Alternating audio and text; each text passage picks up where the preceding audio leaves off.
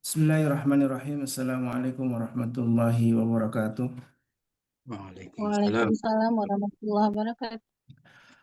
Alhamdulillahilladzi arsala rasulahu bil huda wa dinil haqq liyudhhirahu 'ala dini kullihi wa kafa billahi shahida. Asyhadu an la ilaha illallah wahdahu la syarika lahu wa asyhadu anna Muhammadan 'abduhu wa rasuluhu alladzi balagha risalahu wa addal amanah wa nasal ummah wa jahada fillah haqqa jihadih. Allahumma salli wa sallim wa karim wa barik ala nabiyyina al-karim nabiyina Muhammad wa ala alihi wa sahbihi wa man ittaba'ahum bi ihsanin ila yaumiddin amma ba'du. Alhamdulillah wa syukurillah, mari sama-sama kita memanjatkan puja dan puji kepada Allah Tabaraka wa Ta'ala. Kita bersyukur atas semua nikmat yang telah begitu banyak Allah berikan untuk kita semua. Nikmat iman dan Islam menjadi nikmat paling agung yang harus kita syukuri. Hingga saat ini kita alhamdulillah bisa hadir dalam majlis ilmu yang di pagi ini insya Allah kita akan kembali membahas tentang sunnah dari Nabi kita baginda Rasulullah, yaitu adalah ruqyah syariah. Salat dan salam tentu senantiasa kita aturkan kepada Nabi kita baginda Rasulullah SAW, juga untuk keluarga beliau dan para sahabatnya, dan mudah-mudahan kita termasuk umatnya yang kelak akan mendapatkan syafaat dari beliau. Amin Allahumma amin.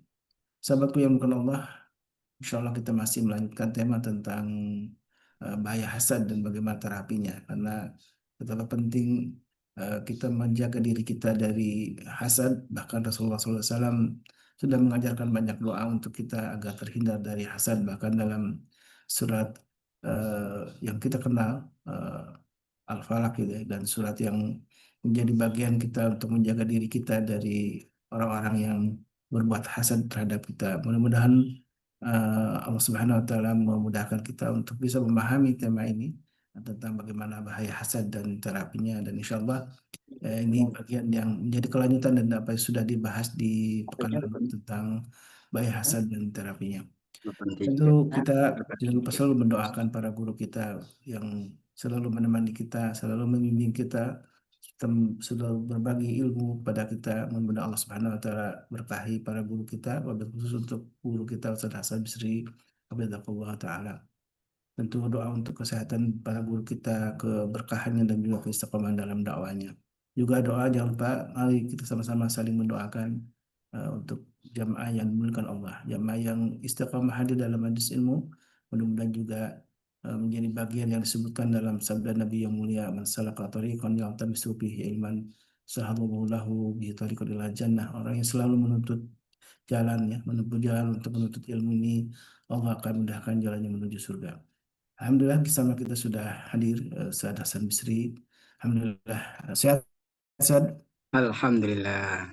Khair. Masya Allah. Alhamdulillah. Baik, saat kita masih melanjutkan tema tentang bahaya hasad ya dan terapinya.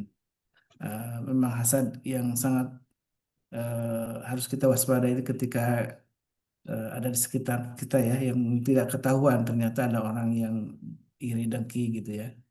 Dan kemarin sudah dibahas apa bedanya hasad dengan ada juga orang yang menginginkan harta atau keberkahan anugerah yang kita miliki, dan tapi tidak menginginkan untuk dihilangkan gitu ya. Berbeda dengan hasad yang memang eh, menginginkan kebaikan-kebaikan yang kita dapatkan itu justru hilang gitu kan, dan itulah yang harus kita jaga diri kita dengan terapinya bagaimana ketika itu sudah terjadi, ya insya Allah ini akan dibahas oleh guru kita. Saya persilakan, Ustaz, tafadhol masykur. Baik, syukran jazakallah khairan. Bismillahirrahmanirrahim. Assalamualaikum warahmatullahi wabarakatuh. Waalaikumsalam warahmatullahi wabarakatuh. Betul. Alhamdulillah hamdan yuafi ni'amahu wa yukafi'u mazidah. Asyhadu an la ilaha illallah wahdahu la syarika lah wa asyhadu anna Muhammadan abduhu wa rasuluhu la nabiyya ba'dah. Allahumma salli wa sallim wa barik ala nabiyyika wa habibika Muhammad ibn Abdullah wa ala alihi wa sahbihi wa mawalah wa la hawla wa la quwwata illa billah, amma ba'd. Ya ayyuhalladzina amanu taqullaha haqqa tuqatihi wa la tamutunna illa wa antum muslimun. Jamaah MKI dan juga pemirsa lainnya yang hadir dalam Zoom ini, marilah kita terus bersyukur atas segala nikmat yang Allah telah berikan kepada kita. Dan tak lupa kita perbanyak untuk bersalawat dan salam pada Nabi kita Muhammad Sallallahu Alaihi Wasallam. Di kesempatan kali ini kita akan melanjutkan tema kita, yaitu tentang bahaya hasad dan terapinya. Yang mana di pertemuan sebelumnya sudah kita bahas tentang definisi hasad. Dan hasad itu secara konten itu ada 3 jenis. Yang pertama yaitu hasad yang diharamkan, karena itu merupakan suatu hal yang melanggar syariat kita. Kemudian ada juga hasad yang mubah. Dan juga ada hasad justru yang disunnahkan. Hasad yang disunnahkan dalam artian kita boleh melakukan hal itu, bahkan terkadang itu sangat dianjurkan, yaitu yang disebut dengan ghibthah, yaitu misalnya kita melihat orang yang kaya, dermawan, lalu kita pingin seperti orang tersebut. Lihat orang yang alim, yang mau berbagi ilmunya kepada yang lain, mau mengajarkan pada orang lain, kita pingin seperti orang tersebut, itu dianjurkan. Atau ketika kita melihat orang yang rajin ibadah, rajin sholat, rajin ngaji, rajin hadir di taklim, ya kita pingin seperti orang seperti itu, maka itu justru dianjurkan dalam Islam. Jadi tidak semua hasad itu diharamkan, tapi ada jenis hasad yang memang justru dianjurkan. Dan kita sudah membahas juga kenapa orang bisa terjangkiti hasad. Ada beberapa sebab yang menyebabkan orang tersebut terkena yang disebut dengan hasad. Dan tentu yang kita bahas pada kesempatan kali ini yaitu hasad yang memang dilarang. Dan hadirin sekalian, efek dari hasad ini bisa mengenai kurbannya atau objeknya, yaitu orang yang dihasadi, orang yang menjadikan orang lain iri kepadanya. Kepada salah satu wudhu deh. Maka dari itu kita dilarang atau tidak dianjurkan untuk pamer-pamer sesuatu kepada khalayak ramai, yang sering disebut dengan flexing, karena itu bisa menyebabkan orang lain menjadi iri dan dengki kepada kita. Ada beberapa contoh, dan ini fakta dalam kehidupan manusia, dalam kehidupan kita, itu terjadi. Iri dengki yang tidak terkendali itu bisa membahayakan objeknya, orang yang diirin tadi. Tentu kita masih ingat kisah Qabil dan Habil, yang mana itu diabadikan oleh Allah di surat Al-Maidah ayat 27. A'udzubillahi minasyaitonirrajim. Watlu alaihim naba abnai adama bil haq id qarraba qurbanan fatuqubbila min ahadihima walam yataqabbal minal akhar. Qala la aqtulannak qala innama yataqabbalullahu minal muttaqin. Di ayat ini Allah ceritakan kepada kita kisah 2 putra Nabiullah Adam alaihissalam, yaitu Qabil dan Habil. Ketika keduanya diperintahkan untuk berkorban, Qabil berkorban dan Habil berkorban, ternyata korban Habil itu yang diterima oleh Allah. Kok kita tahu bahwa korban Habil yang diterima oleh Allah dan korbannya Qabil tidak diterima oleh Allah? Karena pada zaman dahulu, sebagaimana yang dijelaskan oleh banyak ulama di kitab tafsir, pada zaman dahulu korban anak Adam atau korban hamba Allah itu diletakkan di tempat yang tinggi. Kemudian dari situ kalau memang korban itu diterima, maka ada seperti petir atau api yang menyambar. sehingga kurban itu pun hilang. Dan dari situ bisa diketahui bahwa kurbannya atau sedekahnya tadi diterima oleh Allah Subhanahu wa taala. Beda dengan sekarang. Kalau dulu mau berkurban, mau berbagi kepada yang lain, siapa? Nggak ada orang lain. Hanya keluarga Nabi Adam aja. Nah, saat itu kurbannya Qabil tidak diterima oleh Allah. Sehingga Qabil pun geram. Qabil semacam terjangkiti hasad dalam dirinya kepada saudaranya sendiri, yaitu Habil. Nah, maka dari itu di sini disebutkan qala la aqtulannak. Tuh. Rasa hasad atau iri dengki yang begitu menghujam tajam di dalam diri Qabil, ada bisikan setan, ada pengaruh setan agar Qabil membunuh si Habil tadi. Makanya di sini disebutkan qala la aqtulannak, kata Qabil, aku pasti akan membunuhmu. Lihat hadis kalian, bagaimana efek dari iri dengki yang tidak terkendali. Iri dengki yang tidak segera diobati atau dinetralkan, ternyata dampaknya fatal. Dampaknya fatal. Kalau tidak menyasar kepada nikmat yang diberikan oleh Allah pada orang tersebut, bagaimana nikmat itu bisa hilang, maka orangnya yang dihilangkan, orang mendapatkan nikmat itu. Dan itu yang dilakukan oleh Qabil saat itu. Dari situ kita mendapatkan pelajaran yang sangat berharga, bahwa hasad itu bisa menjangkiti siapa saja, baik orang awam ataupun orang alim, baik itu penguasa atau rakyat. Mereka semuanya dan kita semuanya bisa terjangkiti hasad tersebut. Sehingga penting bagi kita untuk bisa segera menetralisir hasad tersebut, karena itu tidak hanya membahayakan diri kita, tapi juga bisa membahayakan orang lain. Makanya doa seperti yang disampaikan oleh Ustadz Kholis tadi yang ada di surat Al-Falaq itu penting untuk kita lantunkan setiap hari, entah itu habis sholat atau sebelum tidur atau ketika pagi dan sore. Dan itu bagian dari zikir-zikir yang telah diperintahkan oleh Rasulullah untuk kita baca di momen-momen tersebut. Karena bahaya orang yang iri itu bukan suatu yang fata morgana atau suatu yang tidak real.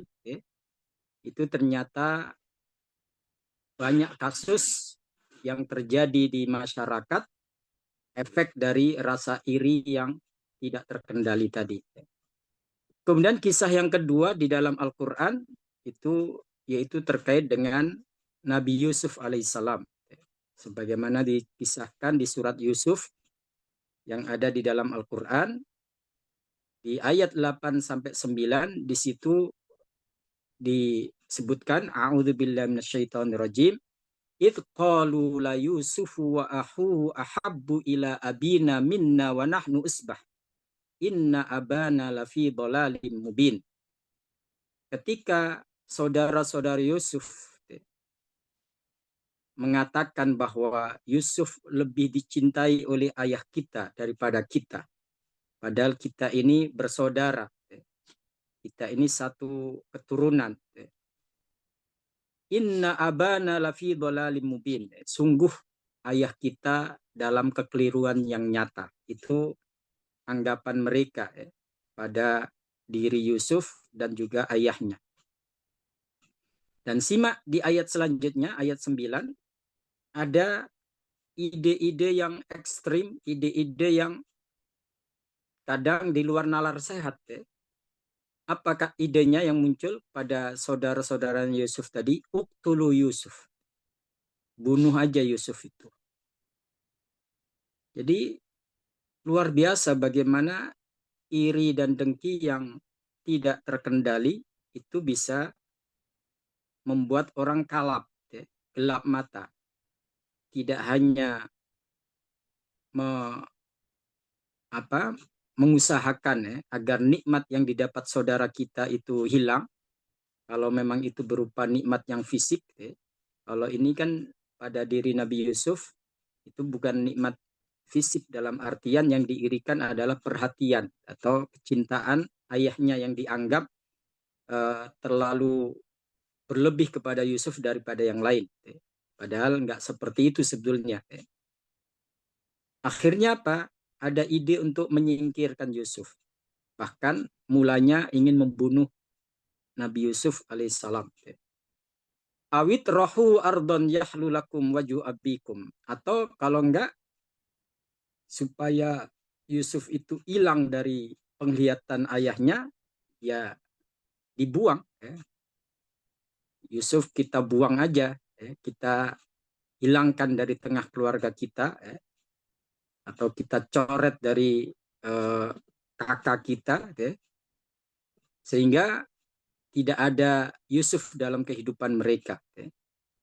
Dan di sini kemudian mereka mengatakan watakunu min ba'dihi qauman sholihin. Sesudah itu hendaklah kamu menjadi orang-orang yang baik. Artinya mereka punya rencana untuk menghilangkan Nabi Yusuf, entah itu dibunuh atau dibuang. Lalu setelah itu mereka bertobat kepada Allah atas perbuatan mereka tersebut. Jadi ini terencana, terstruktur, apa yang akan dilakukan oleh saudara-saudaranya Nabi Yusuf, sampai bikin skenario dengan darah serigala palsu, ada skenario seperti itu. Jadi kalau kemarin kita dihebohkan dengan skenario Sambo, ternyata dulu pada zaman Nabi Yusuf ada modus-modus seperti itu. Bagaimana untuk meyakinkan Nabi Yakub alaihissalam bahwa Nabi Yusuf benar-benar diterkam atau dimakan oleh serigala. Oleh karena itu, karena ini fiktif, ini cerita skenario dari saudara Nabi Yusuf, ketika Anda baca kisah ini, Anda nggak usah nanya, Ustadz, serigalanya laki atau perempuan, atau betina. Nah, itu fiktif, bukan dimakan serigala beneran. Gimana kita bilang serigalanya betina atau jantan. Nah, jadi sekalian, ternyata dalam kehidupan sekarang pun model dari Qabil atau modus dari saudara-saudaranya Nabi Yusuf tadi itu bisa terjadi. Tidak hanya di zaman mereka, di zaman sekarang itu bisa terjadi. Ini ada dalam berita detik.com, ini terjadi di tahun 2012. Ada seseorang yang tidak sanggup menahan rasa iri terhadap keponakannya, karena keponakannya itu lebih diperhatikan oleh keluarga besar daripada dirinya, sehingga ada iri. Makanya di sini memang rentan, iri dengki itu lebih rentan kepada sesama selevel daripada kepada yang beda level atau orang lain. Artinya kepada saudara sendiri itu lebih rentan muncul rasa iri. Qabil iri pada Habil, kemudian saudara-saudara Nabi Yusuf iri pada Nabi Yusuf. Jadi biasanya itu lebih rentan yang selevel itu. Sesama karyawan dalam bagian yang sama itu muncul iri dengki itu lebih rentan daripada karyawan yang lain yang tidak satu bagian atau serumah, itu lebih rentan muncul rasa iri dengan sesamanya yang serumah tadi daripada pada yang lain. Nah, oleh karena itu di sini disebutkan akhirnya orang yang iri tadi itu berusaha untuk mencelakakan kurbannya atau keponakannya tadi, sehingga akhirnya dibunuhlah keponakan yang masih usia 5 bulan, gara-gara ia iri kepada anak tersebut, lebih banyak mendapatkan perhatian dari keluarga besar daripada pada dirinya. Ini suatu yang miris, ya. Padahal dia sudah dewasa sebenarnya, umurnya sudah 19 tahun, iri kepada anak yang masih umur 5 bulan, gara-gara perhatian keluarga besar lebih besar pada anak tersebut. Kemudian ini terjadi di daerah Purwakarta. Di daerah Purwakarta tahun 2015, yang mana ada kejadian pembunuhan pada pemilik bengkel yang ada di Desa Selawi, Kecamatan Pesawahan, Kabupaten Purwakarta. Jadi suatu saat pemilik bengkel ini ditemukan dalam kondisi sudah mati. Setelah itu dilaporkan ke pihak aparat, lalu pihak aparat melakukan penyidikan, motif atau siapa pembunuh dari orang tersebut dan motifnya apa. Dan ternyata setelah dilakukan penyelidikan, yang membunuh adalah adik kandung sendiri. Adik kandung sendiri, karena motifnya dia iri. Kakaknya yang punya bengkel itu sukses, sementara dia masih pengangguran. Dia belum mendapatkan pekerjaan, sementara kakaknya sudah mapan, bahkan dikatakan sebagai orang yang berhasil dengan bengkelnya itu. Akhirnya terjadilah pembunuhan pada saat itu. Dan ini menguatkan kepada kita bahwa efek dari iri itu, efek dari hasad itu memang cukup membahayakan. Nah, kasus yang update ya, yang terjadi di belakangan ini, yaitu di tahun 2025 kemarin di bulan Desember, itu terjadi di Malang, Jawa Timur.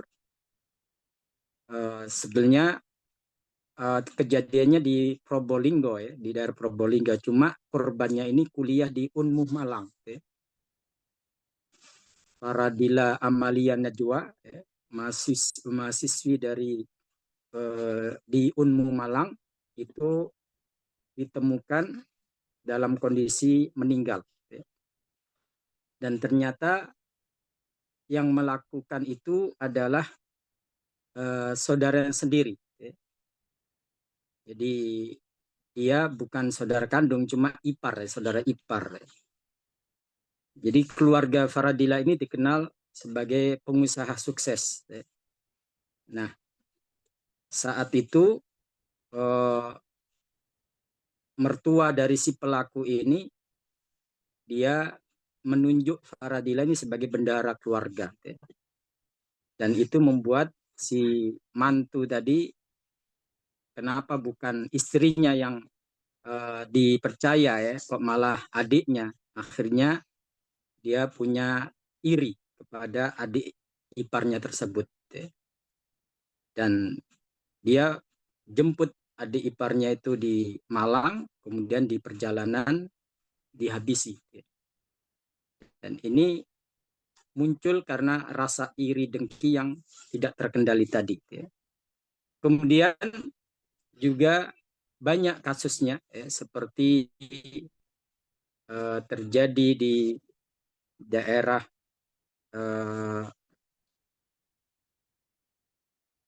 Medan, ya, daerah Medan. Di sini disebutkan bahwa ada anak umur 17 tahun, ya, dia karena sakit hati iri dengan teman SMA-nya. Ya. Jadi teman SMA-nya itu punya HP baru, ya, sementara HP dia jadul. Ya. Kemudian diajaklah temannya ini untuk jalan-jalan, lalu di tengah jalan HP-nya diambil, dirampas, dan dia pun dibunuh. Jadi hadirin sekalian, peristiwa-peristiwa ini menguatkan kepada kita bahwa kejadian yang menimpa di zaman dahulu bisa terulang, bisa terjadi di zaman kita. Dan penyebabnya sama, iri dan dengki. Berarti ini sesuatu yang memang perlu kita waspadai. Maka dari itu sangat penting untuk kita terus berlindung kepada Allah dari kejahatan orang yang iri. Wa min syarri hasidin idza hasad, itu memang betul-betul real. Ya. Jadi jangan dikira itu hanya rangkaian ayat saja. Ya. Tapi itu memang penting. Dan itu sebagai senjata kita untuk membentengi diri kita atau untuk memagari diri kita dari ulah orang-orang yang iri dan dengki yang bisa terjadi di tengah keluarga kita atau di tengah masyarakat kita. Dan kita sebagai objek dari hasad atau iri dan dengki tersebut. Itu dari sisi objeknya. Sementara dari sisi pelakunya atau orang yang iri, ketahuilah bahwa hasad atau iri dengki itu merusak semua sendi-sendi agama.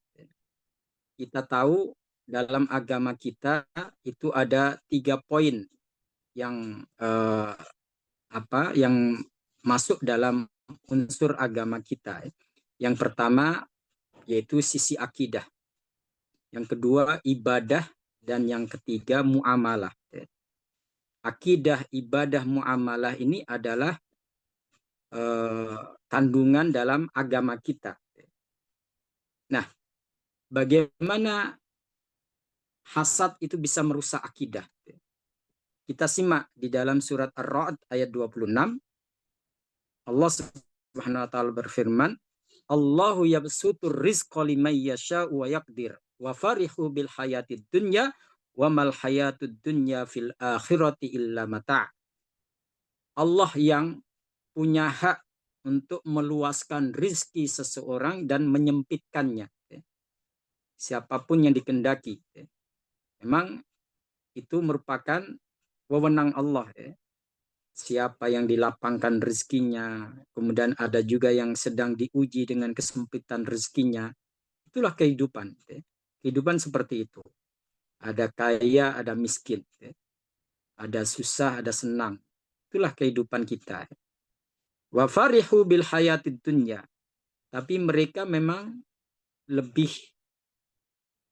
tertarik, lebih senang dengan kehidupan dunia ini. Padahal dunia itu kalau dibandingkan akhirat hanyalah kesenangan yang sedikit, yang sementara. Nah, dari sini kita tahu bahwa ketika Allah punya otoritas untuk mengatur rizki, maka kalau kita iri dengki pada rizki yang diberikan Allah pada saudara kita atau teman kita, berarti kita tidak terima dengan takdir Allah. Kemarin sudah kita ingatkan di antara faktor pokok orang terjangkiti hasad atau iri dengki karena akidahnya terhadap qada dan qadar, ketentuan Allah itu lemah. Lemah. Padahal itu merupakan bagian dari rukun iman kita. Nah, di dalam kitab Al-Fawaid, Imam Ibnu Qayyim rahimahullah beliau menjelaskan, fa innal hasada fil haqiqah nau'un min mu'adatillah fa innahu yakrahu nikmatallah ala abdihi wa qad ahabbahallahu wa ahabba zawalaha anhu wallahu yakrahu dzalik fa huwa mudadun lillah fi qada'i wa qadarihi. Itu kata Imam Ibnu Qayyim Al-Jauziyah rahimahullah bahwa hakikat hasad adalah sikap menentang Allah Ta'ala. Tuh, perhatikan. Orang yang hasad itu menentang ketentuan Allah. Karena orang yang hasad benci pada nikmat yang diberikan oleh Allah kepada seseorang, padahal Allah senang memberikan nikmat itu pada hambanya tersebut. Makanya dia dikasih nikmat karena Allah senang padanya. Tapi kita justru yang melihatnya jadi benci. Kenapa Allah ngasih dia nikmat? Itu kan sama dengan menggugat kehendak Allah. Dan itu fatal. Dalam akidah itu pelanggaran yang sangat besar. Kemudian kata beliau, hasad juga membuat senang ya, orang tersebut terhadap hilangnya nikmat orang yang diberikan nikmat oleh Allah. Ya. Jadi yang pertama, ketika dia mendapatkan nikmat lalu orang tersebut iri, berarti dia menentang ya, ketentuan Allah yang telah memberikan nikmat pada orang tersebut. Ya.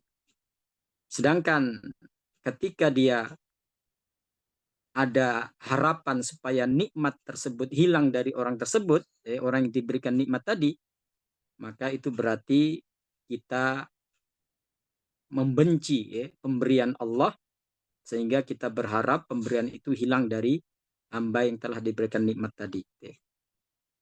Jadi kesimpulan dari Imam Ibnu Qayyim, fahuwa mudadun lillah fi qada'ihi wa qadarihi.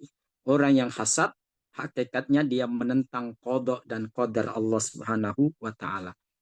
Dan itulah yang bisa merusak akidah seseorang, bisa merusak iman seseorang. Kemudian di surat An-Nisa ayat 32 Allah sampaikan, wala tatamannau ma faddalallahu bihi ba'dakum ala ba'd lirrijali nasibum mimmaktasabu walin nisa'i nasibum mimmaktasabna.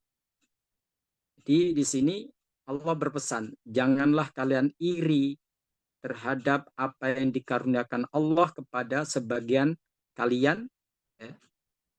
Karena Allah memberikan lebih banyak pada yang lain, lalu kita iri. Ya. Itu jangan.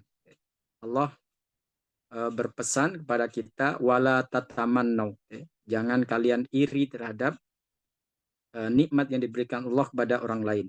Kenapa? Lirrijali nasibum mimmaktasabu walin nisa'i nasibum mimmaktasabu. Masing-masing orang sudah ada bagiannya. Mungkin hari ini saudara kita itu yang dapat nikmat dari Allah. Ya, di kemudian hari bisa jadi kitalah yang akan mendapatkan nikmat tersebut. Ya. Allah maha adil dalam membagi karunia-Nya ataupun rezeki pada hamba-hambanya. Jadi kita nggak usah kemudian menggugat keadilan Allah tersebut, menggugat kehendak Allah tersebut. Was'alullaha min fadlihi. Tuh. Kalau kita melihat ada saudara kita yang mendapatkan nikmat, nggak usah iri, tapi mintalah kepada Allah. Kalau kita ingin dapat nikmat seperti itu, was'alullah min fadlihi. Mintalah kepada anugerah Allah. Agar Allah memberikan apa yang diberikan oleh Allah kepada orang tersebut. Innallaha kana bikulli syai'in alima. Sesungguhnya Allah maha mengetahui atas segala sesuatu. Dari sini, kalian, kita mendapatkan pelajaran berharga ya. Ketika kita melihat orang lain dapat nikmat, kemudian kita ingin mendapatkan nikmat seperti itu, jangan membenci atau iri kepada orang yang diberikan nikmat tersebut, tapi mintalah kepada Allah kalau kita menginginkannya. Sebagaimana orang itu minta kepada Allah, kita juga punya hak untuk bisa minta kepada Tuhan kita. Jadi nikmat yang diberikan oleh orang kepada orang tersebut itu tidak mengambil jatah kita, itu sudah ada jatahnya sendiri, sehingga kita tidak ada alasan kemudian untuk membencinya atau mendengkinya. Kemudian di surat An-Nisa ayat 54 Allah menyampaikan, am yahsudunan nasa ala ma atahumullah min fadlih. Apakah mereka iri dengki pada manusia lantaran karena Allah telah diberikan kepada mereka. Jadi jangan sampai kita seperti bisa mengatur Allah dengan kehendaknya. Nggak mungkin itu. Nggak mungkin Allah kita setir. Allah jangan berikan nikmat pada orang itu. Padahal Allah mengendaki memberikan nikmat orang tersebut. Itu sama dengan kita sebagai hamba yang tidak tahu diri. Kita merasa lebih berhak daripada orang tersebut, padahal Allah memberikan orang tersebut atas kehendaknya.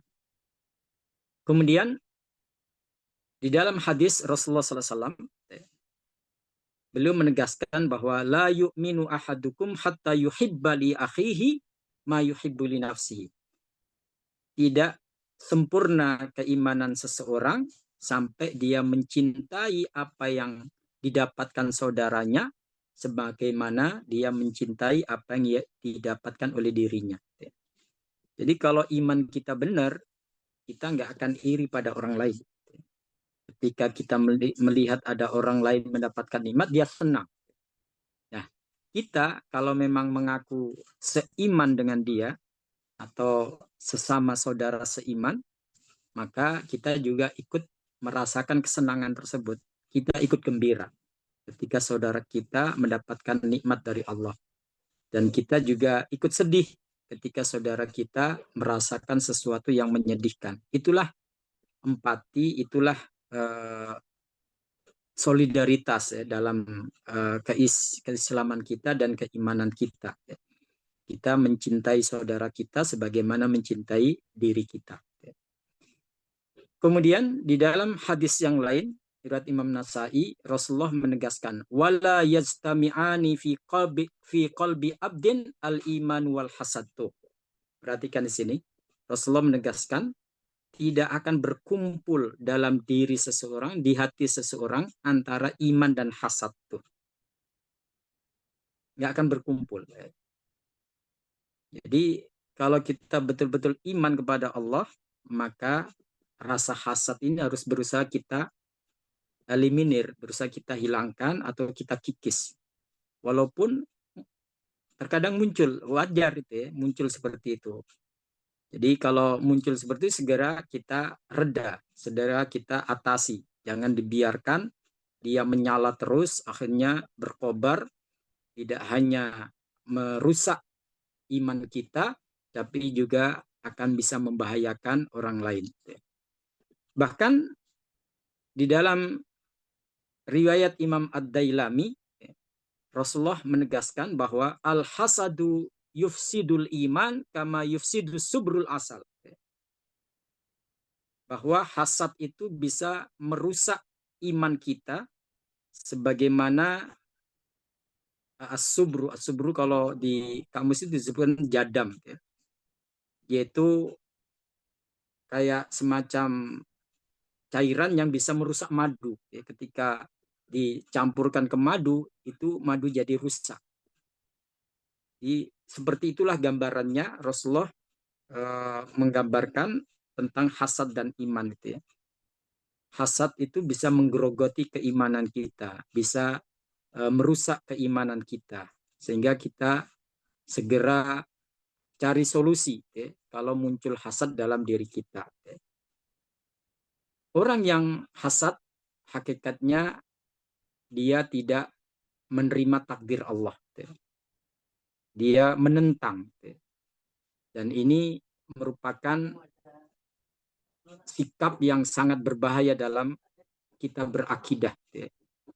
Sampai Rasulullah menegaskan bahwa man lam yardo biqadaillah wa yu'min biqadari falyaltamis ilahan ghairallah. Di sini disebutkan dalam riwayat Imam Tabrani bahwa siapa yang tidak rela dengan qada atau ketentuan Allah dan takdirnya, maka carilah Tuhan selain Allah Subhanahu wa taala. Tuh. Sangat tegas ya. Dalam hal ini, kalau kalian tidak terima dengan ketentuan Allah, cari Tuhan yang lain. Sampai seperti itu. Kemudian bagaimana hasad bisa memberangus pahala ibadah kita, bisa merusak ibadah kita. Di dalam riwayat Imam Abu Dawud, Rasulullah menegaskan, iyyakum wal hasad. Jauhilah sifat hasad. Fa innal hasada ya'kulul hasanati kama ta'kulun narul isba. Bahwa hasad itu bisa merusak pahala kita, merusak kebaikan-kebaikan kita seperti api yang melahap kayu bakar. Dalam riwayat yang lain, api yang melahap rumput. Jamaah sekalian, mungkin kita pernah melihat secara langsung atau live streaming kejadian kebakaran di suatu tempat. Kebakaran yang ada di suatu tempat ketika si jago merah sudah mengamuk, kalau itu tidak segera dipadamkan, jangankan satu RT, satu RW bisa ludes, satu kelurahan bisa hangus. Ya. Nah, sifat hasad seberapa bahayanya terhadap eh, kebaikan kita itu sesuatu yang tidak bisa kita lihat secara real, ya. Karena itu sifatnya tidak hissi, ya. Sifatnya itu tidak nyata. Ya. Tapi Rasulullah memberikan gambaran kepada kita supaya kita bisa punya gambaran, ya, punya pemahaman bagaimana bahayanya hasad itu. Hasad diibaratkan seperti api. Ketika api itu sudah berkobar di suatu tempat, maka kalau tidak segera dipadamkan, apapun yang ada di tempat tersebut akan dilahap oleh dia, akan dihanguskan oleh dia. Kita sering mendengar kebakaran hutan sampai puluhan hektar, bahkan jutaan. Kita sering mendengar kebakaran melanda beberapa ratus rumah, hangus semuanya. Dan begitulah bahayanya hasad itu terhadap kebaikan kita. Pahala puasa kita bisa habis, pahala zakat kita bisa habis, pahala sholat kita bisa habis, dan yang lainnya. Na'udzubillah min dzalik. Kemudian yang terakhir, yang ketiga, bahwa hasad itu merusak muamalah antar sesama manusia. Jadi sosialisasi kita terhadap saudara-saudara kita itu bisa terusak oleh hasad. Anda bisa bayangkan kalau hasad itu menjangkiti keluarga, ya.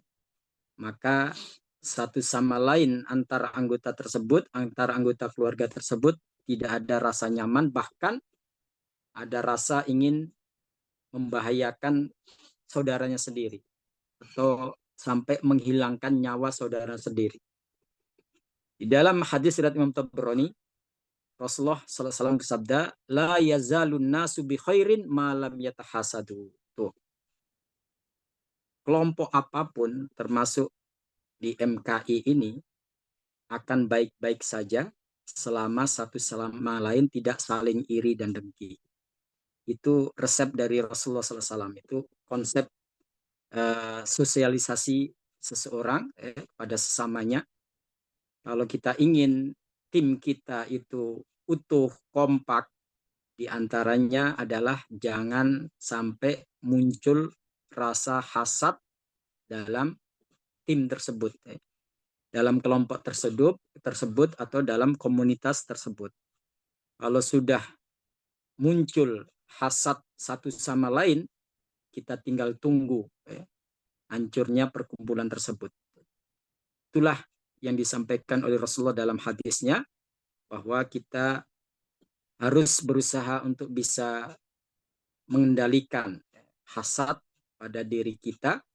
Kalau kita ingin hubungan kita kepada sesama itu baik-baik saja, atau kita ingin supaya persaudaraan kita, silaturahim kita tidak putus, maka di antara yang perlu kita waspadai adalah rasa hasad atau sifat hasad yang ada dalam diri kita.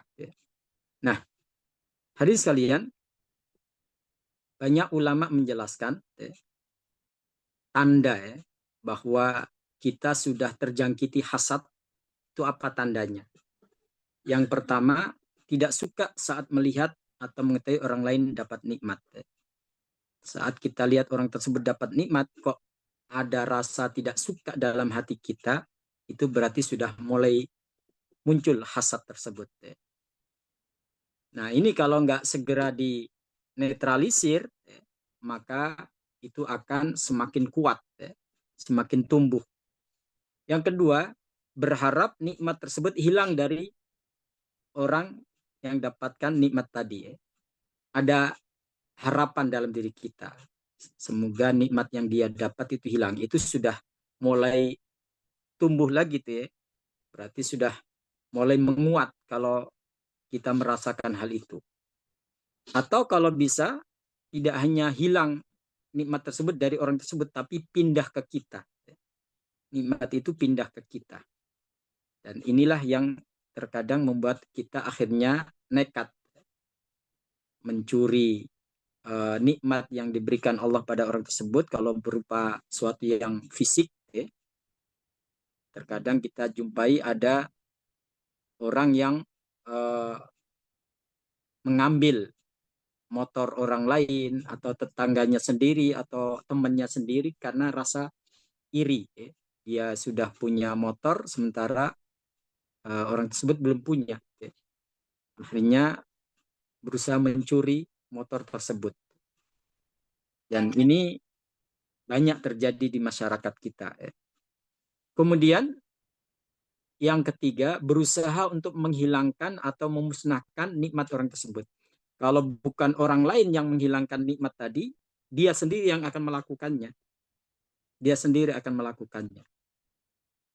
Ada pernah terjadi di negeri kita, sempat viral juga ya.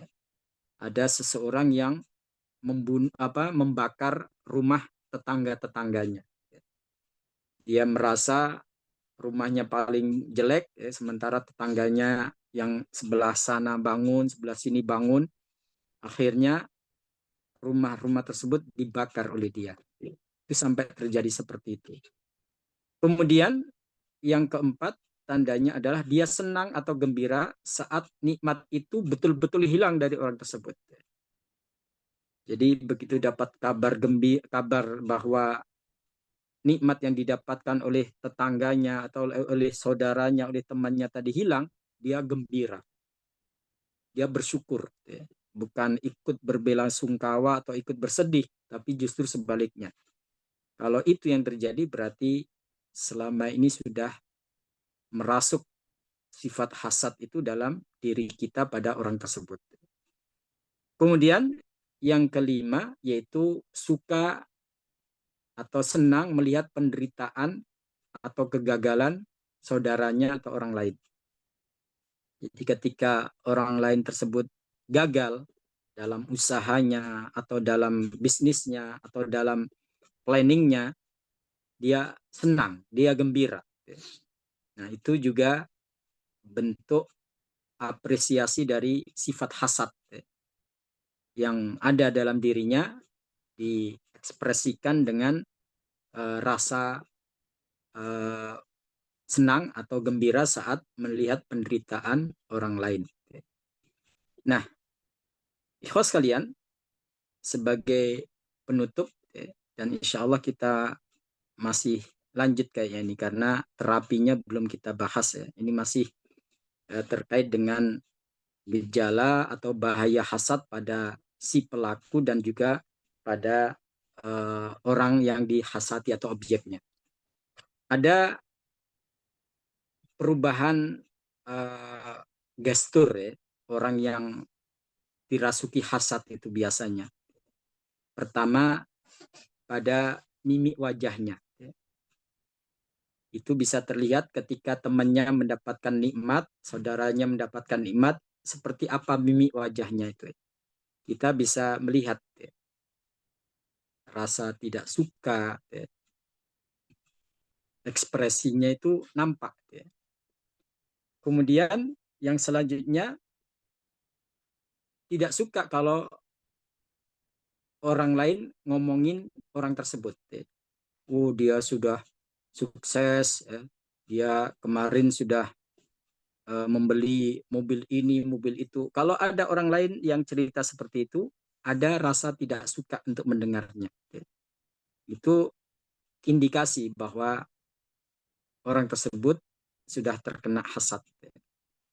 Kemudian tidak ingin mengajak bicara. Tadinya akrab, ngobrol. Setelah itu nggak mau. Bahkan kalau dalam satu majelis pun memilih diam. Kalau bisa menghindar. Jadi kalau sudah muncul seperti itu ada indikasi. Kemudian tidak mau bertatapan atau bertemu pandang. Maksudnya dia akan berusaha menghindar kalau ada orang tersebut. Jangankan mendatangi, kemudian duduk ngobrol ya. Kadang lewat depan rumahnya aja ogah. Ya. Itu sampai seperti itu. Ya. Nggak ingin ketemu dengan orang tersebut. Ya. Lalu yang selanjutnya meremehkan orang tersebut. Ya.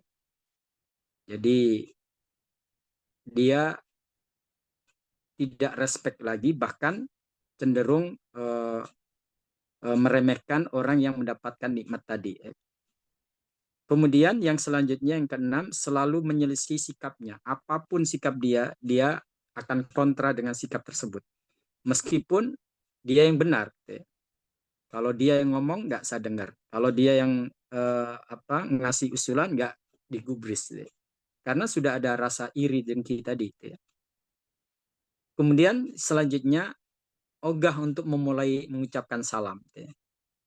Jadi ketika ketemu biasanya dia yang paling lemes deh, nyapa duluan atau salam duluan. Kalau sudah ada rasa iri nggak bakal itu terjadi. Deh. Kemudian tidak mau berjabat tangan. Deh. Kalaupun dia karena terpaksa jabat tangan itu biasanya ya sekedar nempel aja nggak seperti sebelumnya. Ya. Sebelumnya dijabat erat tangannya itu sambil ketawa senyum. Deh. Ini nggak ada seperti itu. Deh. Dan yang selanjutnya enggan untuk bekerja sama. Jadi sudah nggak mau kerjasama dengan dia lagi, nggak mau satu tim lagi, ya. Karena tadi ya, sudah ada rasa iri dengki pada orang tersebut, sehingga kebencian itulah yang akhirnya membuat orang itu tidak mau interaksi, bahkan tidak mau mendengar atau enggan untuk mengetahui kondisi saudaranya yang dihasati tadi. Ya. Ikhwas sekalian, itulah yang terjadi dalam diri orang yang hasad, sehingga kita perlu mewaspadai. Kalau sampai indikasi tadi ada dalam diri kita, maka kita harus segera padamkan agar tidak tumbuh semakin liar, semakin kuat, yang akhirnya secara tidak kita sadari kita melakukan tindakan-tindakan yang bisa membahayakan diri kita dan juga orang tersebut. Dan itu semuanya ada hisabnya di sisi Allah Subhanahu wa taala. Wallahu a'lam. Terima kasih. Baik, Alhamdulillah, syukurlah, jazakallah khairan Ustaz Hasan, yang Alhamdulillah kita sudah mendapatkan banyak penjelasan tentang betapa bahayanya eh, penyakit hati yang namanya hasad ini. Bahkan tadi disebutkan bisa berkaitan dengan akidah Ustaz, ya, karena memang salah satu eh, rukun iman itu kan percaya ya dengan kepada takdir Allah ya, baik dan buruk, dan ini ketika kita iri dengan nikmat atau anugerah yang Allah berikan kepada orang lain, seolah-olah memang kita tidak lagi percaya gitu ya, tidak lagi menerima Ya, pembagian ya, rezeki dari Allah Subhanahu ya, wa taala. Ini menjadi yang paling berbahaya sesungguhnya sih ya. ya, Karena bisa berakibat kepada tadi apa namanya, kufur nikmat gitu kan. Kemudian tentu yang paling berbahaya itu tadi disebutkan dalam sabda Nabi yang mulia, bahkan memakan kebaikan sebagaimana api melahap kayu bakar gitu ya. Artinya kebaikan yang kita lakukan itu menjadi sia-sia karena hilang gara-gara hasad kita. Baik, masih ada waktu kita untuk berbagi rahmat ya. Silakan jamaah yang ingin sharing, yang ingin bertanya kepada guru kita Ustaz Hasan Listri, mudah-mudahan menambah kebaikan. Silakan Teh Nadia. Ya, syukron Ustaz. Assalamualaikum warahmatullahi wabarakatuh. Waalaikumsalam warahmatullahi wabarakatuh. Ustadz, yang pertama ini kan hasad seperti api memakan kayu bakar tadi yang sudah disebutkan. Apakah berarti hasad memiliki kekuatan untuk menghapus pahala ibadah yang telah lalu secara otomatis? Atau hasad menciptakan penghalang permanen bagi pahala ibadah yang di masa depan, Ustadz? Yang kedua, batasan antara hasad dan ghibthah itu seperti apa, Ustadz? Kalau ghibthah kan kalau tidak salah ingin menyamai keberhasilan orang lain ya. ya. Batasannya bedanya seperti apa, Ustadz? Terima kasih. Assalamualaikum. Waalaikumsalam Waalaikumsalam warahmatullahi warahmatullahi wabarakatuh. wabarakatuh. Silakan Ustaz. Iya, kelas kalian, kita tahu bahwa di antara diterimanya, syarat diterimanya amal kita adalah iman yang benar. Sedangkan tadi Rasulullah sudah menegaskan bahwa hasad itu bisa merusak iman kita seperti jadam yang merusak susu tadi ya. Atau kalau peribahasa kita yang membuat susu rusak sebelanga itu apa? Air toba ya. Air tuba. Ya. Jadi, ikhwas sekalian, itu karena syarat diterimanya amal itu adalah iman yang benar. Nah, ketika orang itu hasad, berarti amalnya itu tidak diterima oleh Allah Subhanahu wa taala karena rusaknya iman tadi. Kemudian faktor yang lain adalah ketika orang itu sudah terjangkiti hasad, yang mana sifat dengki kepada seseorang itu menunjukkan bahwa keimanannya juga rusak. Kenapa? Tadi Rasulullah mengatakan la yu'minu ahadukum hatta yuhibba li akhihi ma yuhibbu li nafsihi. Kan gitu ya. Jadi kita diajarkan oleh Rasulullah untuk saling mencintai satu sama lain sesama iman. Nah, orang yang hasad nggak bisa mencintai orang yang dihasati tadi. Meskipun dia saudara seiman, saudara seislam. Akhirnya disitulah nilai-nilai kebaikan dia itu akhirnya rusak. Apakah itu akan permanen selama itu belum diselesaikan atau belum diatasi, yaitu akan terjadi hal seperti itu.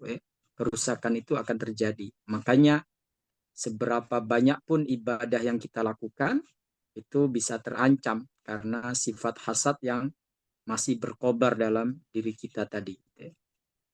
Kemudian antara hasad dan ghibthah ya. Jadi kemarin sudah kita sampaikan di antara tanda hasad itu telah menjangkiti diri kita secara berbahaya atau secara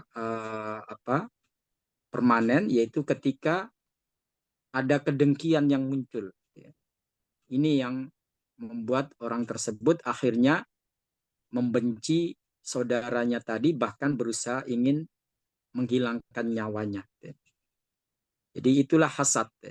Kalau sekedar kita tadi ya, kita merasa nggak nyaman ketika melihat orang lain dapat nikmat, lalu kita segera netralisir, segera kita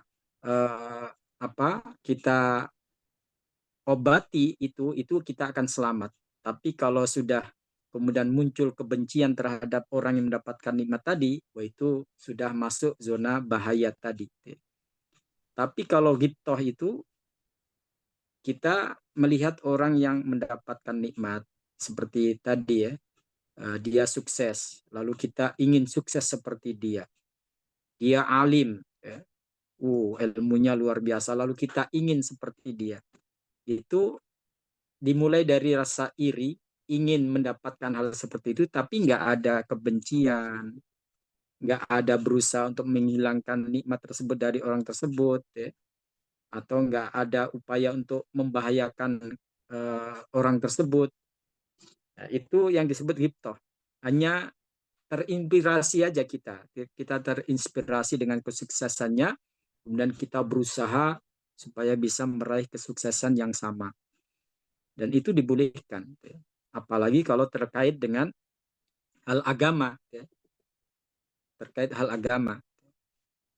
Lihat orang yang rajin sholat duha, kemudian kita pingin bisa seperti dia, itu nggak hanya dibolehkan, dianjurkan itu ya. Jadi ghibthah itu kalau dalam hal sisi yang sifatnya duniawi itu boleh, sah. Ya. Tapi kalau dari dalam sisi agama maka harus ya, dianjurkan. Ya. Kita berlomba-lomba dalam kebaikan istilahnya. Ya. Ketika melihat orang yang rutin berjamaah di masjid, setiap 5 waktu berjamaah di masjid, lalu kita pingin seperti dia, ya. Lalu kita berusaha untuk bisa aktif berjamaah di masjid, itu kan namanya rasa ingin rasa iri dia itu justru membangkitkan semangat dia untuk beribadah kepada Allah Subhanahu wa taala. Wallahu a'lam. Baik. Lanjut soal hasad tadi nih, sudah ada pertanyaan dari Bu Meli ya. Ini izin bertanya saat kita melihat pejabat yang korup atau kata-kata dan tingkahnya menyebalkan, kemudian postingannya yang flexing, kemudian ada rasa marah dan kesal dalam diri.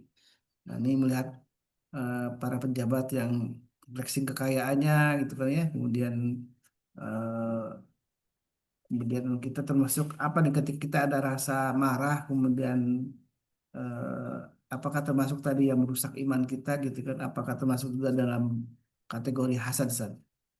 Ya, terima kasih.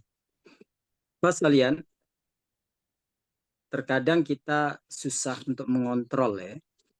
Ketika sudah muncul rasa iri pada seseorang itu, bukan hanya nikmatnya yang kita irikan, tapi orangnya juga. Hmm. Artinya begini ya, kita melihat dia pamer kekayaan misalnya, kemudian kita iri ya, dalam diri kita itu muncul, saya ingin kaya seperti dia. Itu masih dibolehkan di situ ya. Tapi kalau sudah ada rasa benci ke dia, akhirnya sampai dia seandainya bertobat pun kita tetap nggak suka, ya, tetap benci. Nah itu yang sudah kebablasan. Ya. Jadi bukan nikmatnya yang kita irikan, tapi justru orangnya. Ya. Nah ini yang uh, harus kita segera terapi, ya. Harus segera kita netralisir. Imam Nawawi beliau memberikan catatan ya, kalau yang kita irikan itu ternyata musuh kita atau orang-orang yang memusuhi agama kita ya, seperti Yahudi, Nasrani itu dibolehkan ya. Boleh ya. Yang tidak boleh adalah ketika itu terjadi pada sesama kita ya, yaitu sama muslim. Makanya tadi kaitannya dengan iman tadi ya, bahwa iman kita sempurna kalau kita mencintai apa yang dicintai oleh saudara kita tadi. Dia mendapatkan nikmat, dia senang, kita ikut senang. Jadi di sini terkait dengan sesama muslim, sesama mukmin. Tapi kalau kita melihat misalnya sembilan naga dengan uh, sepak terjangnya seperti itu, kemudian kita nggak suka, kita uh, dengki, ya, itu dimaklumi, ya, dan itu sifat manusiawi juga, ya. Sebagai istilahnya kita ingin ya, bahwa kekayaan seperti itu dimiliki oleh sesama kita sehingga mereka bisa membantu sama kita. Ya. Jadi di sini ikhwas sekalian, standarnya itu pertama keimanan dan keislaman. Ya. Kalau itu terjadi pada orang lain ya, yang di luar dari keimanan dan keislaman kita, itu ditolerir. Ya. Kita melihat Amerika dengan senjatanya yang begitu canggih untuk merusak saudara-saudara kita. Nah, kita benci pada hal seperti itu, ya itu wajar. Ya. Bahkan itu adalah bentuk keimanan kita, karena kita nggak ingin penderitaan dialami oleh saudara-saudara kita sama muslim akibat ulah mereka. Ya. Justru itulah uh, rasa solidaritas keimanan yang muncul. Ya. Dan itu dibolehkan. Ya. Sementara kalau hal itu terjadi pada saudara sama kita, maka kita tidak suka dalam hal perilaku dia aja. Ya. Dalam hal ini, ya. Kalau dia tidak melakukan hal itu, ya kita fan-fan saja. Ya. Jangan sampai akhirnya kita kayak gelap mata. Ya. Apapun yang dia lakukan, meskipun sudah memperbaiki diri, kita tetap nggak mau terima. Ya, itu yang tidak boleh. Ya. Bablasan namanya. Jadi rasa marah Ya, yang harusnya tetap moderat Ustaz ya. Kalau ya, mungkin dia flexing, kontrol. kemudian karena perilaku itu merusak, lebih ke tidak suka dengan perilakunya, kemudian jangan sampai tadi menjurus kepada hasad tadi dan kan kita juga tidak tahu apakah kekayaan itu jangan-jangan memang dia sudah kaya dari awal ya Ustaz ya, sebelum jadi pejabat Ya, itu. Jadi tidak ya, perlu kemudian kita menuduh hasil korupsi juga kan, kalau kecuali kalau memang sudah terbukti dalam pengadilan, dan rasa marah itu kemudian sebenarnya merugikan kita juga, Ustaz ya. Iya, iya. Rasa marah yang tidak terkendali, kemudian ya ketika kritik boleh dilakukan, tapi ketika ada rasa marah yang kemudian mengganggu ketenangan kita, sesungguhnya ya yang rugi kita sendiri sebenarnya ya. Betul. Baik, ini masih ada satu pertanyaan lagi, Seth, dari Ya. Bu Yuria. Silakan Ibu Yuria. Silakan Bu Yuria. Ya, Assalamualaikum Ustadz. Waalaikumsalam warahmatullahi Waalaikumsalam warahmatullahi wabarakatuh. Izin bertanya Ustadz. Ini Ustadz, sedikit cerita Ustadz ya, untuk pertanyaan saya itu. Gini Ustadz, saya itu kan sejak kecil tuh mengalami hal yang kurang menyenangkan gitu ya. Bahkan menyakitkan gitu Ustadz ya. Dari kecil Itu di sampai dalam keluarga atau dalam dengan keluarga. pertemanan keluarga Dalam ya? keluarga Ustadz. Bahkan berkali-kali yang membuat saya itu, sedih amat ya diperlakukan seperti ini sama saudara sendiri gitu kan ya. Mhm, Sampai mhm, saya merasa berubah sikap sedih dengan sikap dia, bukan, sedih karena saya disikapi oleh dia gitu, Ustaz. mhm, Sampai mhm, saya pernah ada di titik seperti itu. Tapi kok, setelah sekian puluhan tahun gitu ya, dan terakhir terakhir dia melakukan hal yang di luar dugaan kita gitu, Ustaz, ya. Bahkan, satu kampung tuh heran, dengan sikap dia ke saya gitu ya, sampai satu kampung tuh, "Kok bisa?" Gitu kan ya. mhm, Sampai saya intinya saya merasa, sedih banget dengan sikap dia intinya gitu, Ustaz, ya. Nah, setelah dia mhm, melakukan hal yang terbaru gitu ya, yang membuat orang sekampung tuh bingung gitu ya. Sekarang justru, malah perasaan saya ke dia tuh kok seperti ke orang lain ya, Ustaz. Saya nggak ada perasaan kesel, nggak ada sedih gitu kan ya. mhm, mhm, Bahkan nggak ada mhm, rasa kangen seperti layaknya kita ke saudara sendiri gitu. Kalau dulu kan mhm, walaupun dia baru habis melakukan hal yang membuat saya tuh merasa sakit banget Ustaz ya. Nah, mhm, tapi, dulu tuh, saya tetap berkunjung ke rumahnya gitu kan ya, karena tetap ada mhm, kangen mhm, Ustaz ya. Tetap rasa mhm, kangen mhm, ada gitu, senang gitu ketemu gitu kan ya, walaupun, mhm, sikapnya mungkin, kurang gitu ke saya, respect dia kurang gitu kan ya, tapi mhm, ada perasaan senang, ada perasaan mhm, bahagia gitu, Ustaz. Tapi kalau sekarang saya mhm, kalau ketemu pun, ya saya biasa kayak ketemu ke orang lain Ustaz, kayak datar aja gitu, Ustaz. Saya jadi mhm, merasa, "Ih, mhm, kenapa ya?" Gitu kan. Apakah saya mhm, sudah salah bersikap ataukah hati saya itu, udah terlalu terluka, tapi yang saya rasakan saya biasa aja, nggak ada sedih, yang bikin saya bingung tuh, saya kok nggak ada kangen pengen ketemu, atau kalau ketemu nggak ada rasa mhm, sakit hati dia gitu. Kayak mhm. saya ketemu sama orang yang saya tidak kenal, pertama kali gitu, Ustaz. Iya, Nah, iya, iya. saya bingung, Ustaz, Jadi sampai hampa saya aja Bu ya? iya, Ustaz. Nah, saya harus gimana ya, Ustaz, ya? Paling tidak saya mengembalikan rasa kangen ke dia gitu kan, Ustaz, ya. Banyak hal gitu kan ya, yang saya itu ingin lakukan, ih kok ini nggak ada rasa kangen gitu, nggak ada rasa gres, kalau kita tuh ketemu sama saudara sendiri gitu. Nah, menumbuhkan itu Mhm, kembali gimana mhm. Ustaz ya? Iya, Itu dia Ustaz, baik. Ustaz. Ya, terima kasih. Terkadang sikap seperti itu muncul karena sudah akumulatif ya. Jadi kita menerima perlakuan dia yang secara terus-menerus ya. Akhirnya kita berusaha untuk membangun proteksi diri gitu ya. Seperti ngapain dipikirin gitu ya. Udah biarin gitu ya. Terus begitu. Akhirnya apa? Kita tadi nggak ada kepedulian gitu ya. Kita berusaha untuk memblok gitu ya, perasaan-perasaan yang seperti minta diperhatikan oleh dia supaya bisa dibantu oleh dia itu sudah kita kikis itu ya dengan proses waktu yang ada ya, berjalannya waktu yang ada. Nah, inilah yang akhirnya membentuk karakter dalam diri kita sehingga kita menganggap mereka itu sudah nggak ada dalam kehidupan kita. Akhirnya tidak ada rasa ingin ketemu atau kangen. Jadi itu sifat yang terbangun oleh proses perlakuan-perlakuan yang kita alami dari orang tersebut. Nah, kalau memang kita tahu bahwa mereka sekarang sudah berubah, ya kita juga harus berusaha untuk merubah sikap kita. Jadi kita restart kembali, supaya persaudaraan itu tidak hanya secara keturunan ya, tapi juga memang hak-hak sesama saudara itu bisa kita penuhi ya. termasuk bagaimana kita ingin silaturahim, ingin ketemu, gitu ya. Itu bisa muncul lagi. Jadi apa yang Ibu lakukan itu karena sekian lama mendapatkan perlakuan itu, lalu kita membentengi diri kita, ya, istilahnya memblok diri kita, akhirnya kita menganggap mereka itu seperti sudah tidak ada lagi, mereka sudah kita hilangkan, ya, dalam apa keberadaannya di diri kita, ya.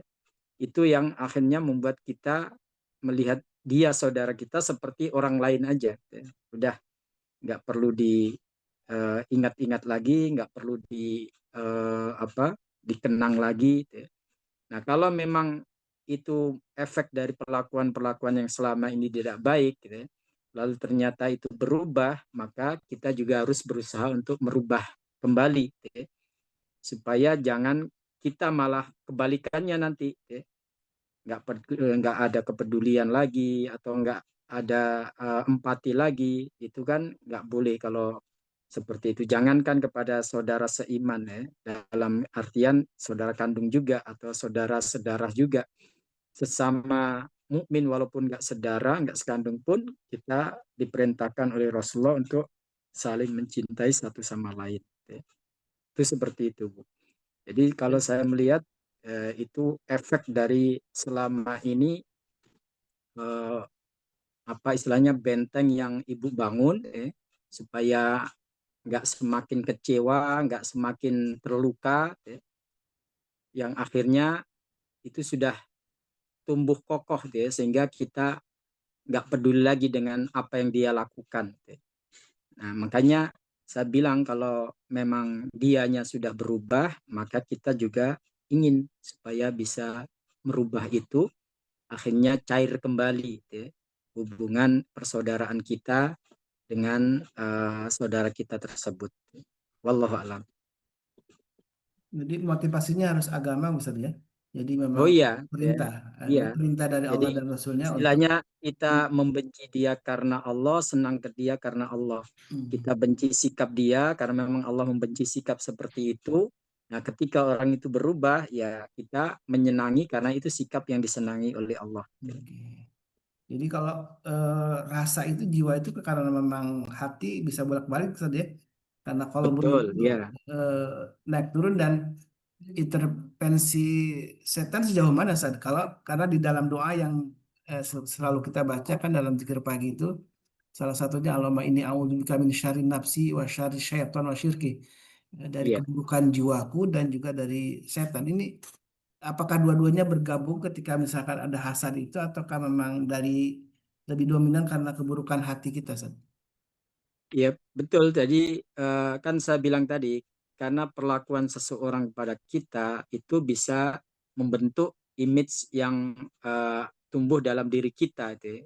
Dia itu penjahat atau orang yang baik, itu akibat perlakuan dia ke kita, itu ya.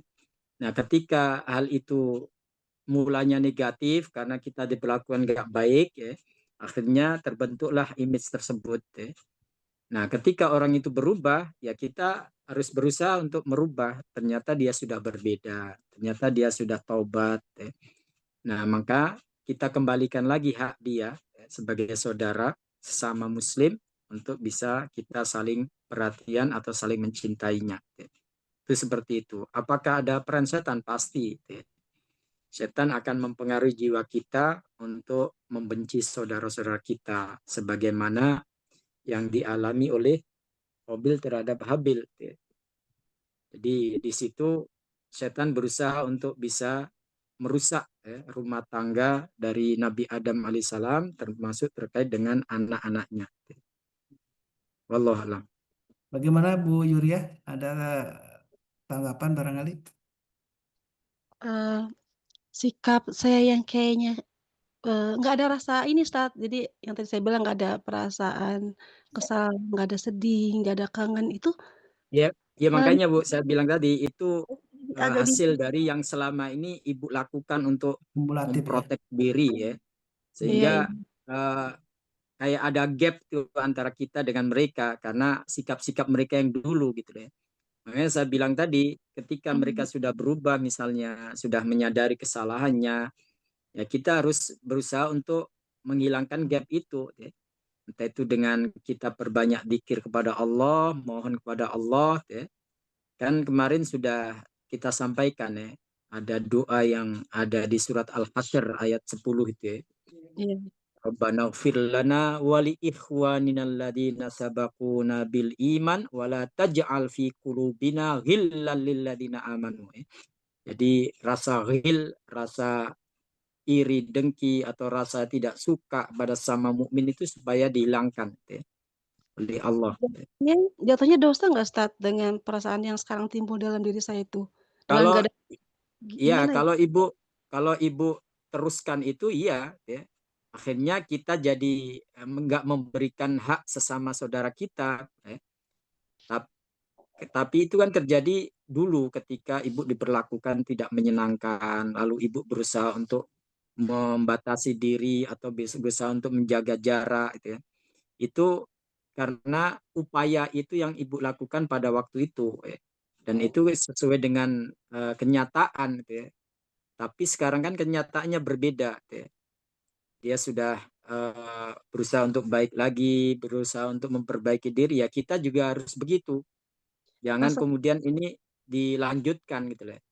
masalahnya gini Ustaz, dari pihak beliaunya, nggak Hmm. ada apa ya, ya selalu begitu terus gitu Ustaz. Jadi nggak ada perasaan apa yang dilakukan tuh, dia merasa yang it's okay gitu, istilahnya hal yang Hmm. wajar gitu kan. Sedangkan menurut kami, ini nggak wajar loh ke saudara seperti ini nggak wajar gitu ya. Ya kalau Eee, seperti itu ibu punya pilihan. Pilihan dalam mhm, hal ini ibu memaafkan dengan besar hati, gitu ya. Kemudian berusaha untuk bisa akrab kembali dan itu kan pahalanya besar, ya. Yang disebut menyambung tali silaturahim ya seperti itu.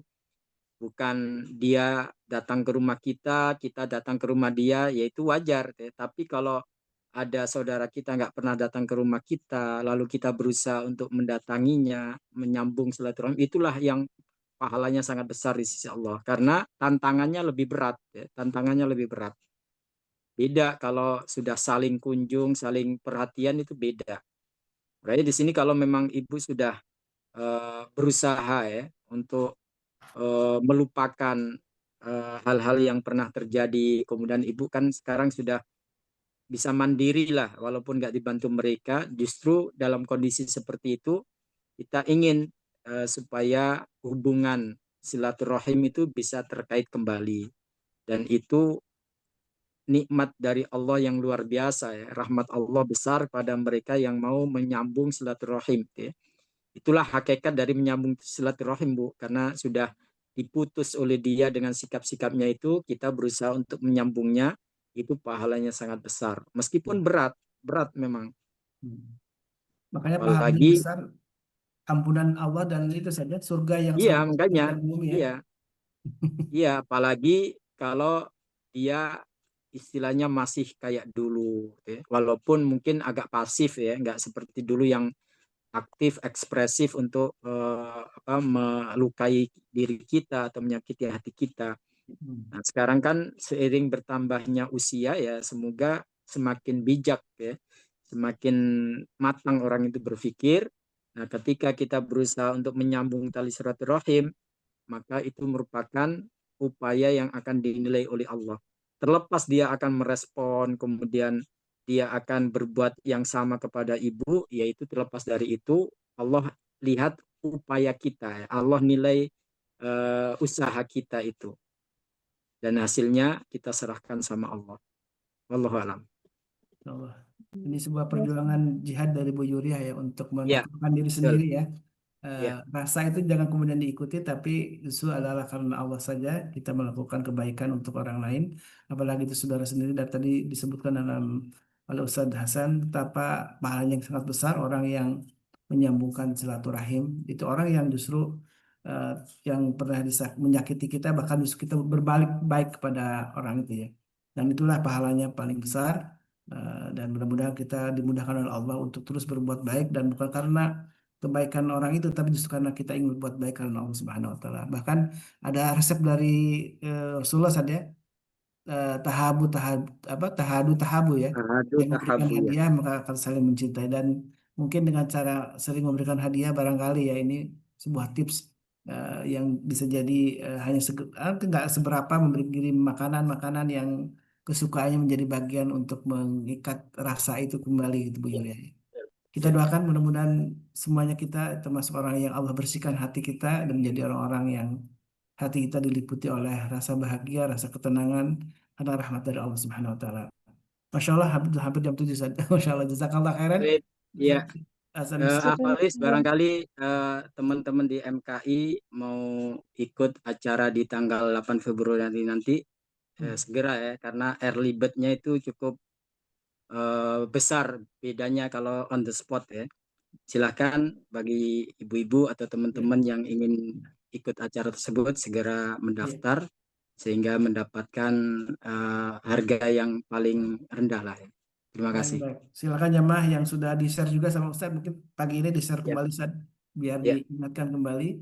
Silakan yang ingin mengikuti, apalagi ini sangat penting berkaitan dengan bagaimana gangguan sistem terhadap anak-anak kita saja. Ternyata Ya. anak-anak kita justru tidak rentan ya, artinya tidak, bahkan lebih rentan ya, lebih rentan dari gangguan setan dalam bentuk banyak hal yang harus kita waspadai. Dan ini bagian bagaimana kita mengisi pengetahuan kita, jangan sampai kita tergoda atau mungkin terjerumus dalam hal-hal yang tidak disyariatkan oleh Allah Subhanahu wa taala. Baik, alhamdulillah syukurlah, jazakallah khairan Ustaz Hasan Bisri dan jamaah yang dengan Allah. Jazakumullah khairan katsiran juga untuk semuanya jamaah yang hadir dalam majelis ini. Mudah-mudahan Allah senantiasa memberikan pahala untuk kita semua karena keistiqomahan kita hadir dalam majelis ilmu dan keistiqomahan kita dalam bersedekah pagi hari menjadi bagian yang alhamdulillah melengkapi ibadah di bulan Rajab, ibadah di bulan haram yang begitu Allah lipat gandakan pahalanya untuk kita semua. Tidak berapa lagi, tinggal beberapa bulan setengah ya, sebulan lebih lah kita akan memasuki bulan Ramadan. Jadi kita harus mempersiapkan diri dari sekarang. Di bulan Rajab menjadi bulan, kata para ulama, menjadi bulan untuk menanam kebaikan. Ini bikin sunlight lagi nggak ini? Insya Allah, nanti lagi dipersiapkan insya Allah. Baik, kita tutup dengan doa kafaratul majlis. Subhanakallahumma wa bihamdika asyhadu an la ilaha illa anta astaghfiruka wa atubu ilaik. Alhamdulillah hadana wa iyyakum. Assalamualaikum warahmatullahi wabarakatuh.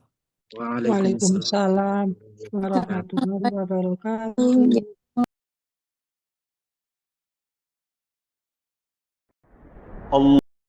Allahumma bil Qur'an waj'alhu lana imaman wa nuran wa hudan wa rahmah. Allahumma zakkirna minhu ma nasina علمنا منه ما جهلنا وارزقنا تلاوته آناء الليل وأطراف النهار واجعله لنا حجة يا رب العالمين.